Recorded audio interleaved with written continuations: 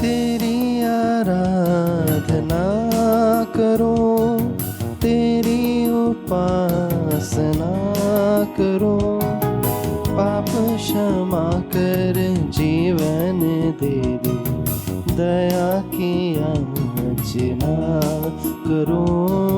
तेरी आराधना करो, तेरी उपासना करो, पाप क्षमा कर जीवन दे दे, दया की याचना करो। Hallelujah, hallelujah. यीशु की स्तुति हो, यीशु की स्तुति हो, यीशु की आराधना हो। यीशु की आराधना हो। Hallelujah, hallelujah. यीशु में प्रिय भाई और बहन, ईश्वर हमें ऐसे की शिक्षा देना चाहते हैं, क्योंकि कई बार हमारे मन में ये सोच आते। हालेलुया, यीशु की स्तुति हो, यीशु की स्तुति हो, यीशु की आराधना हो। यीशु की आराधना हो। हालेलुया। हालेलुया। आइए प्रिय भाई और बहनों, सुबह के समय हम यीशु के पास आए, यीशु की आराधना करने के लिए और यीशु को महिमा देने के लिए। जब हम विश्वास के साथ और विश्वास में जागते हुए हम ईश्वर को महिमा देते हैं, यह हमारे लिए एक बहुत बड़ी बात है। हम ईश्वर की महिमा देख पाएंगे। तो यीशु की महिमा और ईश्वर की महिमा हम अपने जीवन में देखना चाहते, तो हमें अपने विश्वास में जागने की ज़रूरत है। ईश्वर ने दिया ये वरदान, ईश्वर ने दिया ये गिफ्ट, हम जब अपने अंदर जगाएंगे और विश्वास की प्रेरणा से हम यीशु के पास आएंगे, तो ईश्वर की महिमा हम अपने जीवन में देख सकते। 10 साल से पीड़ित स्त्री, 12 साल से बीमार थी, वह स्त्री यीशु के पास आए अपने अंदर का विश्वास को जगाकर, तो यीशु ने उन्हें अपनी महिमा दिखाया। और जब बरतिमेउस अंधा विश्वास को जगाकर यीशु के पास आए, यीशु का नाम लेकर प्रार्थना किए, तो उनकी प्रार्थना में यीशु अपनी महिमा दिखाया। और जब ज़क्केउस यीशु पर भरोसा रहकर और उनके अंदर जो विश्वास था, ईश्वर का दान जो विश्वास था, वो विश्वास को जगाकर यीशु से मिलने के लिए आया, तो यीशु ने ज़क्केउस के घर में, उनके जीवन में अपनी महिमा दिखाया। इसलिए फादर ने आपको बताया, ईश्वर ने दिया एक गिफ्ट हमारे अंदर है, वो विश्वास है। ईश्वर ने हमें बनाया, सृष्टि किया, अपने प्रद्रुप में, अपने छाया में हमें बनाया। तो आज ईश्वर वो विश्वास हमारे लिए दिया है। ये विश्वास को जगाकर, ये विश्वास की प्रेरणा से हम यीशु के पास आए। यीशु हमारी प्रार्थना सुनकर हमारे घर में आए, हमारे निवेदन सुनकर, हमारे भलाई देकर यीशु हमारे घर में आए, हमारे जीवन में आए। तो ये पक्का है, यीशु की महिमा हम अपने जीवन में देख पाएंगे। हालेलुया, यीशु की स्तुति हो, यीशु की आराधना हो। हालेलुया। अभी हम ये प्रार्थना में, ये डेली ब्लेसिंग में भाग लेते समय फिर आपको एक बात बोलना चाहते हैं। अगले 3 या 4 दिन लगातार हम प्रेरित चरित्र का अध्याय 10 सुनने जा रहे। ये चैप्टर फादर चुनने का एक कारण भी है। वहाँ हम 2 व्यक्ति को देख सकता है, एक कॉर्नेलियुस और दूसरा पेतरुस। यीशु का प्रेरित पेतरुस और यीशु का एक भक्त ये कॉर्नेलियुस, ये दोनों के बीच में क्या चल रहा है, ये हमें जानना। ये जान गए तो ये हमारे विश्वास में हम मजबूत होने के लिए एक कारण बन जाएंगे। हम अपनी प्रार्थना में और भी दृढ़ होने के लिए एक कारण बन जाएंगे। ये प्रेरित चरित्र अध्याय आप भी पढ़ के देखिएगा, आपको जब टाइम मिलेंगे आप देखिए। अगले ये 3 या 4 दिन में हम ये पूरा चैप्टर का एक एक वचन को हम समझने का कोशिश करेंगे। ये वचन हमारे परिवार के लिए ईश्वर ने दिया एक संदेश है। ये वचन हमारी प्रार्थना के लिए ईश्वर ने दिया एक संदेश है। ये अध्याय ये हमारे विश्वास में ईश्वर ने दिए विश्वास में जागने के लिए ईश्वर ने दिया एक संदेश है। इसलिए ये अध्याय बार बार पढ़िए, आपके अंदर ईश्वर ऐसे विश्वास है, आपके प्रार्थना में ईश्वर ऐसे आशीष प्रदान करेंगे। हालेलुया, यीशु की स्तुति हो, यीशु की स्तुति, यीशु की आराधना हो। आराधना हो। और आज के ये प्रार्थना में हम विशेष रूप से याद करते उन सारे लोगों को जो हमसे प्रार्थना मांगे। उसके बाद हम लोग ये अध्याय 10 में, प्रेरित अध्याय 10 में हम लोग आएंगे।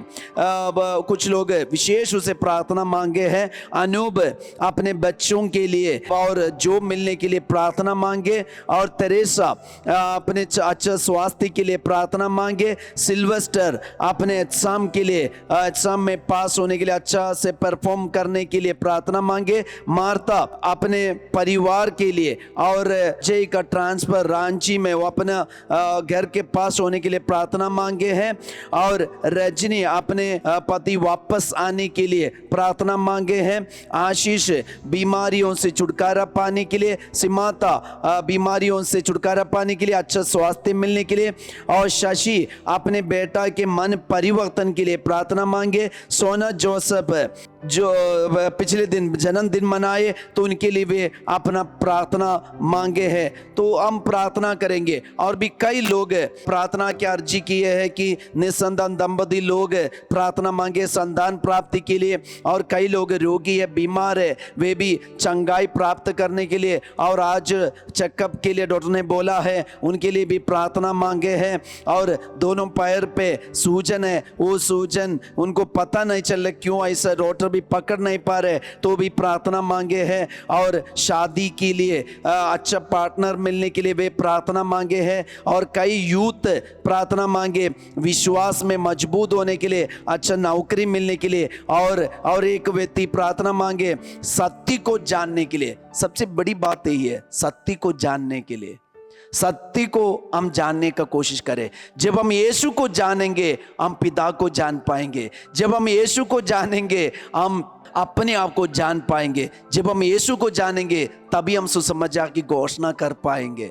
इसलिए एक बहुत बड़ी प्रार्थना है सत्य को जानने के लिए। हम भी इस वक्त प्रार्थना करेंगे। हम आज का वचन सुने। फादर आपके सामने ये वचन देखना चाहते हैं कि प्रेरित अध्याय 10 संज्ञा 34 वहाँ पेतरुस का कहना है। पेतरुस ने कहा, मैं अभी अच्छी तरह समझ गया हूँ कि ईश्वर किसी के साथ पक्षपात नहीं करता।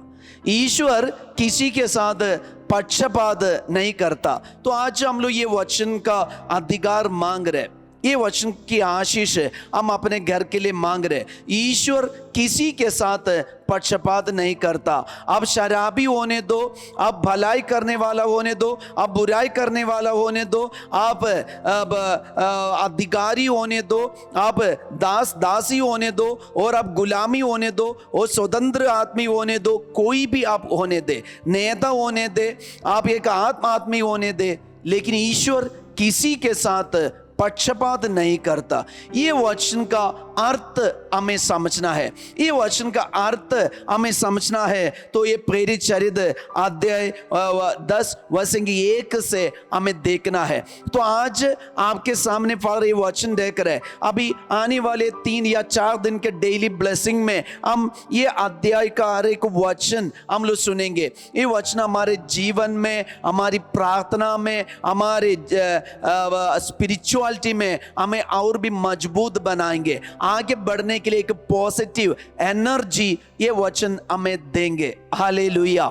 इसलिए आप लोग अपने दोस्तों को, अपने परिवार वालों को, सबको ये संदेश भेजना। अगले ये 4 दिन आप लोग ये डेली ब्लेसिंग में भाग लेना जरूरी है। अब मुझे पता है कई लोग दुनिया के कोने कोने से, इंडिया के कोने कोने से, नॉर्थ इंडिया से, नॉर्थ ईस्ट से और आसाम से, इधर झारखंड से, उत्तर प्रदेश से, दिल्ली से, मध्य प्रदेश से और छत्तीसगढ़ से, ऐसे कई राज्य से लोग ये डेली ब्लेसिंग में भाग लेते हैं। हम आपके लिए धन्यवाद देते और प्रार्थना भी करते। विदेश से भी कई लोग मैसेज करते हैं, हम भी डेली ब्लेसिंग सुनते फादर, और ईश्वर का वचन का मर्म हम भी धीरे धीरे समझ पा रहे। तो आज हम लोग एक निर्णय ले। अब इसके पहले पूरा अध्याय एक बार पढ़िएगा, कुरनेलियुस और पेतरुस, ये दोनों के बीच में जो दर्शन है, और ये दर्शन ये दोनों को कनेक्ट करता है। ईश्वर देने वाला दर्शन दो व्यक्तियों को कनेक्ट करता है, जोड़ देता है।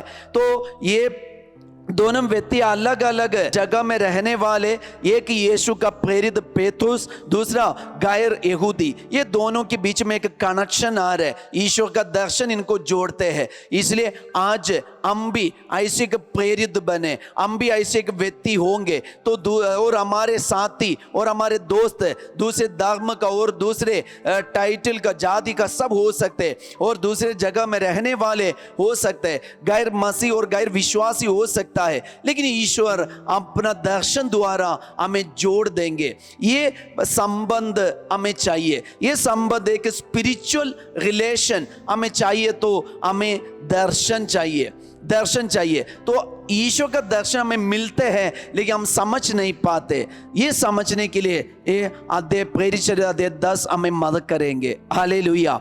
इसलिए फादर ने आपको बताया ये पेतरुस का वचन, प्रेरित चरित्र अध्याय 10 वचन 34। पेतरुस ने कहा, अब मैं अच्छी तरह समझ गया हूं ईश्वर किसी के साथ पक्षपात नहीं करता। पेतरुस समझ गया, अच्छी तरह समझ गया। तो हम भी अच्छी तरह समझना, ईश्वर का वचन बढ़िया से हम समझना।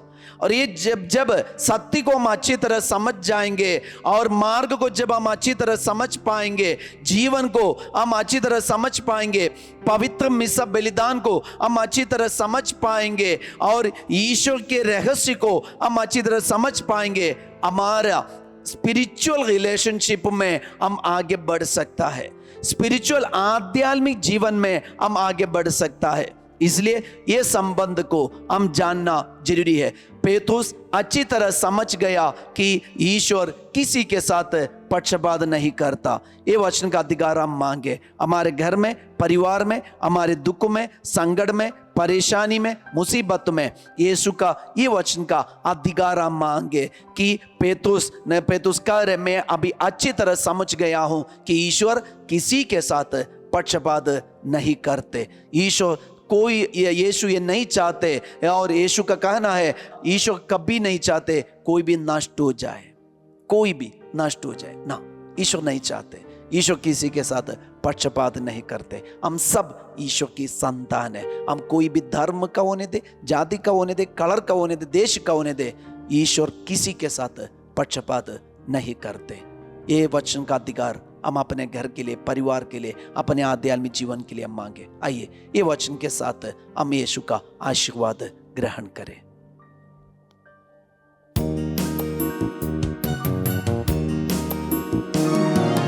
तेरी स्तुति हो, तेरी महिमा हो, प्रशंसा तेरी हो यीशु। तेरी स्तुति हो, तेरी महिमा हो, प्रशंसा तेरी ही हो। धन्यवाद यीशु तुझे, धन्यवाद तुझे यीशु, धन्यवाद यीशु तुझे, तुझे धन्यवाद। ये डेली ब्लेसिंग हमारे लिए भी एक दर्शन की बात बन जाए, और ऐसे पेतरुस के समान हम भी अच्छी तरह ये समझ पाए कि ईश्वर किसी के साथ पक्षपात नहीं करते। सबको जय Yeshu. Have a great day.